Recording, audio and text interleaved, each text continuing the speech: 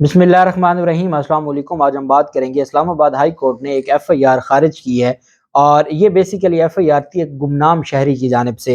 इस्लामाबाद में ये मुकदमा दर्ज होता है, ख़ातून पर मुकदमा दर्ज किया जाता है और ख़ातून पर मुकदमा दर्ज करवाने वाला जो शहरी है, जो दरख्वास्त गुज़ार है, जो साइल है, वो गुमनाम है।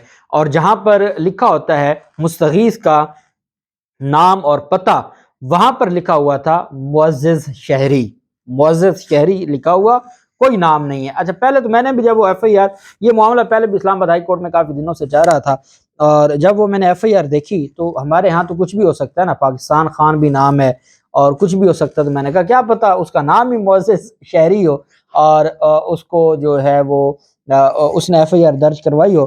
खैर, वो खातून इस मामले को लेकर चली गई इस्लामाबाद हाई कोर्ट में, और इस्लामाबाद हाई कोर्ट में उन्होंने कहा कि जी मुझे हरासा किया जा रहा है, मुझे परेशान किया जा रहा है और मुझे ये भी नहीं पता कि भाई मेरे खिलाफ मुकदमा दर्ज किसने करवाया है, क्यों करवाया है, एलिगेशन क्या है, मैंने किसको हरासा किया, मैंने किसके साथ कोई गलत काम किया, कोई गैर कानूनी काम किया, मुझे कुछ बताया तो जाए।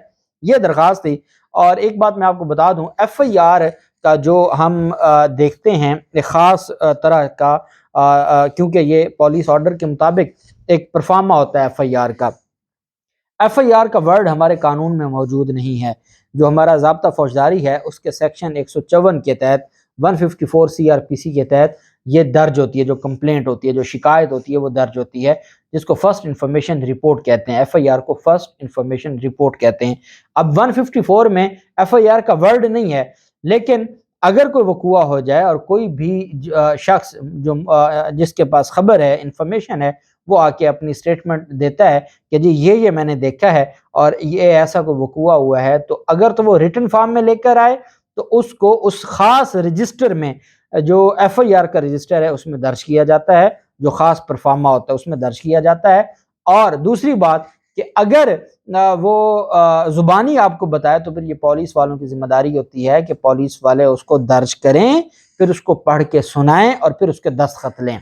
जो दरख्वास्त है या एफआईआर है, जो दरख्वास्त लाई जाती है, जो ओरिजिनल एफआईआर होती है, वहाँ पर जो रजिस्टर में दर्ज की जाती है, वहाँ दस्तखत शुदा लगा होता है और ये एक अहम चीज़ होती है।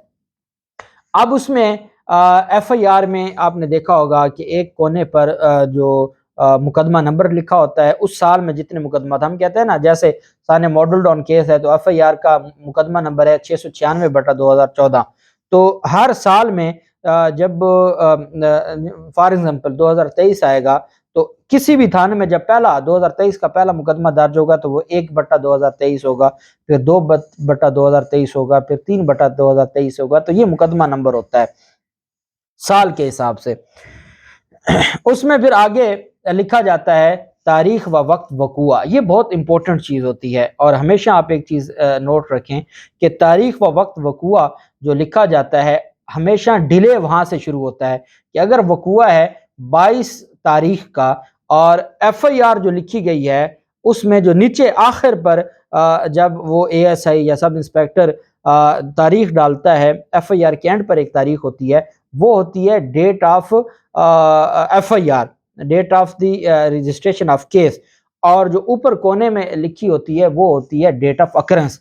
अब देखा यह जाता है कि डिले कितना है, कि अगर वकूआ 22 को हुआ, एफआईआर 23 को हुई, तो इसका मतलब है एक दिन का डिले है। एक दिन का डिले हमारे क्रिमिनल लॉ में बहुत ज्यादा है। वो कहते हैं भाई डिले इस वजह से किया गया है कि इसने सोच विचार करके इन मुलजमान को नामजद किया है और इन्होंने पूरे प्लानिंग के साथ इनको नामजद किया है। क्योंकि जब वकूआ हुआ है और अगर वकूआ इन्होंने किया तो फिल फॉर इन्फॉर्म करना चाहिए था, फिल फॉर दरख्वास्त देनी चाहिए थी या एफआईआर करवानी चाहिए थी। अब उसमें दो वजूहात होती हैं, एक तो लोग भी सुस्ती करते हैं और वो इस मामले पर सोचते रहते हैं और वो इसको कम प्रायोरिटी देते हैं कि वो जाके जो है वो रपट दर्ज करवाएं या रिपोर्ट दर्ज करवाएं या एफआईआर करवाएं। दूसरा, फिर पुलिस की बदनीयती है, वो 5-5 दिन अपने पास दरख्वास्त को रोके रखते हैं, एफआईआर दर्ज नहीं करते। जब दर्ज करते हैं तो वो यही शो करवाते हैं कि वो वकूआ 5 दिन पहले का है और एफआईआर आज दर्ज हुई है। वो एफआईआर दर्ज फिर अपने खाते में तो नहीं डालते, वो तो फिर यही कहते हैं कि हमारे पास इंफॉर्मेशन अब आई है या इनकी जानिब से अब हमें कहा गया है। तो फिर उसमें नीचे जो कॉलम बने होते हैं, उसमें पहला कॉलम होता है नाम मुस्तगीस का, जो کمپلینٹ ہوتا ہے اور اس کا پورا ایڈریس لکھا ہوتا ہے، نیچے دفعات لکھی ہوتی ہیں کہ کون کون سا دفعہ لکھا ہے، تو وہ پھر جو زیر دفعہ فلاں فلاں فلاں تعزیرات پاکستان یا اینٹی ٹیررزم ایکٹ کے تحت یا نیب کا کوئی قانون ہے تو یہ اس طرح کا اینٹی کرپشن کا کوئی ہے اور اے این ایف کا ہے تو وہ لکھا جاتا ہے۔ اس کے بعد پھر نیچے کہانی شروع ہوتی ہے کہ سائل فلاں فلاں جگہ کا رہائشی ہے اور یہ سارا وقوع ہوا اور پھر وہ ساری چیز لکھی جاتی ہے۔ اب جہاں مستغیث کا نام تھا وہاں لکھا ہوا تھا گمنام شہری اور معزز شہری۔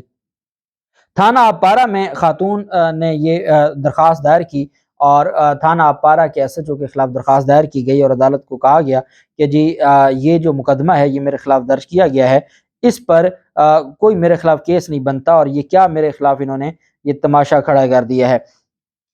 وہ کہ پولیس کے ذریعے عدالت میں جب خاتون نے کہا کہ ایف آئی آر کے مطابق 8 نومبر کو ویمن پولیس اسٹیشن میں درخواست موصول ہوئی، خاتون شراب کے نشے میں دھت سپر مارکیٹ ریسٹورنٹ گئی، خاتون نے ریسٹورنٹ میں بیٹھے لوگوں کو دھمکیاں لگانا شروع کر دیں۔ پیٹیشن خاتون نے درخواست میں کہا کہ مجھ پر درج ایف آئی آر میں نہ مدعی کا نام، نہ پتہ، نہ ہی موبائل نمبر ہے، کچھ بھی درج نہیں ہے۔ درخواست کے آخر میں صرف یہ لکھا ہے کہ سائل ایک معزز پاکستانی شہری ہے۔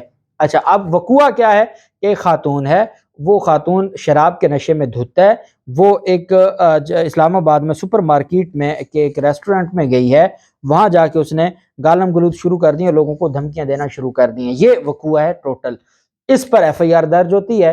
اب پولیس والے جب آپ ایف آئی آر درج کر رہے ہیں اور آپ ایک گمنام شہری کی درخواست پر آپ کیسے ایف آئی آر درج کر سکتے ہیں؟ جب تک آپ کو اسپیسیفک شخص ایگریوڈ نہیں ہے تو آپ ایف آئی آر کیسے درج کر سکتے ہیں؟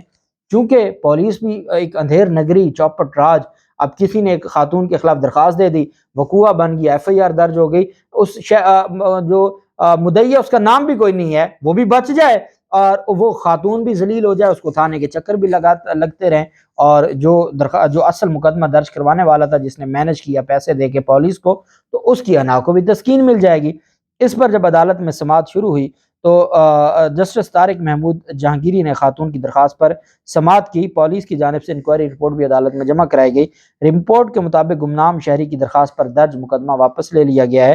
گمنام شکایت پر فوجداری کارروائی شروع نہیں کی جا سکتی، خاتون کے خلاف ایف آئی آر بھی درج نہیں کی جا سکتی تھی۔ پولیس نے یہ رپورٹ خود ہی اپنی غلطی مان لی۔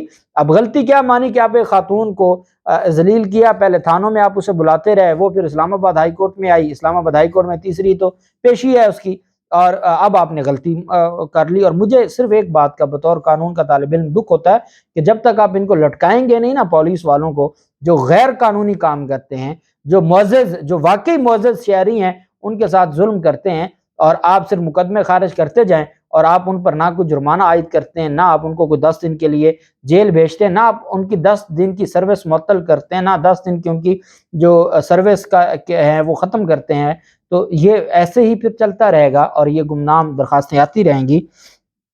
عدالت نے جو عدالت تھی جسٹس جہانگیری صاحب، انہوں نے پولیس کے رویے پر شدید اظہار برہمی کرتے ہوئے کہا کہ یہ کوئی لالا موسیٰ یا وزیر آباد کا گاؤں نہیں ہے، یہ اسلام آباد ہے۔ اب پہلی بات تو یہ ہے کہ لالا موسیٰ ہو یا وزیر آباد ہو، وہ بھی وہی پاکستانی ہیں، وہ بھی وہی آئین پاکستان کے تحت ان کو بھی وہی فنڈامنٹل رائٹ حاصل ہیں جو اسلام آباد کے شہریوں کے ہیں۔ عدالت نے ایک مثال دی کہ یہ کوئی لالا موسیٰ یا وزیر آباد کا گاؤں نہیں ہے کہ آپ کو جو منہ میں آئے آپ لکھ کے دیں اور آپ تماشا کریں، آپ کو پتہ نہیں ہے یہاں پر عدالتیں اور کام ہو رہا ہے۔ عدالت نے کہا کہ یہ کوئی لالا موسیٰ یا وزیر آباد کا گاؤں نہیں جو آپ نے یہ کام شروع کر رکھا ہے۔ پٹیشنر کو کوئی مقدمہ درج کرانا چاہے تو متعلقہ فورم سے رجوع کر سکتی ہے۔ عدالت نے کہا کہ یہ جو پٹیشنر ہے اگر یہ پولیس والوں کے خلاف کوئی مقدمہ درج کروانا چاہے تو یہ متعلقہ فورم پر جا کے ان کے خلاف درخواست دے سکتی ہے۔ عدالت نے مقدمہ خراج رپورٹ کے بعد درخواست نمٹا دی اور عدالت نے ان کو ڈسچارج کر دیا۔ اسلام آباد ہائی کورٹ نے اس مقدمے سے اس خاتون کو ڈسچارج کر دیا اور عدالت نے پولیس کے خلاف اس خاتون کو کہا کہ اگر آپ چاہیں تو ان کے خلاف مقدمہ درج کروانا چاہیں تو پراپر فورم پر، اب مقدمہ انہوں نے درج کرنا ہے، اسی پولیس تھانے میں جانا ہے۔ عدالت یہ کہنا چاہتی ہے کہ آپ وہاں درخواست دے دیں، پھر آپ سیشن جج کے پاس جائیں۔ اب جو ایک درخواست کی وجہ سے خاتون کی جان پہ بنی ہوئی ہے وہ بیچاری کہاں ان کے خلاف جائے گی درخواستیں لے کر اور ان کے خلاف مدعی بن کر؟ کوئی نہیں کر سکتا، ان کو پتہ ہے کہ یہ کسی اور مقدمے میں پھر کارروائی ڈال دیں گے۔ یہ عدالتوں کی ذمہ داری ہے کہ وہ اپنی ذمہ داری نبھائیں اور ایسے لوگوں کو آپ نکالیں نا سروس سے 4-5 آپ فیصلے دیں اور ان تفتیشی افسران کو آپ نوکری سے نکالیں، ان کو بے روزگار کریں، لگ سمجھ جائے گی اور کیسے پھر یہ غریب لوگوں کے ساتھ ظلم کریں گے، کبھی ایسا نہیں ہوگا۔ ہماری عدالتیں، ہم نے اس دن لاہور ہائی کورٹ میں بھی دیکھا، جج صاحب نے کہا میں ان پولیس والوں کو پھانسی پہ لٹکا دوں گا، اور پھر اس کے بعد ان کی معافی منظور کر کے درخواست کو نمٹا دیا۔ کہنے سے کچھ نہیں ہوگا، کرنا بھی پڑے گا۔ اللہ پاک پاکستان کا بھی ناصر ہو۔ بہت شکریہ۔ اللہ حافظ۔ پاکستان زندہ باد۔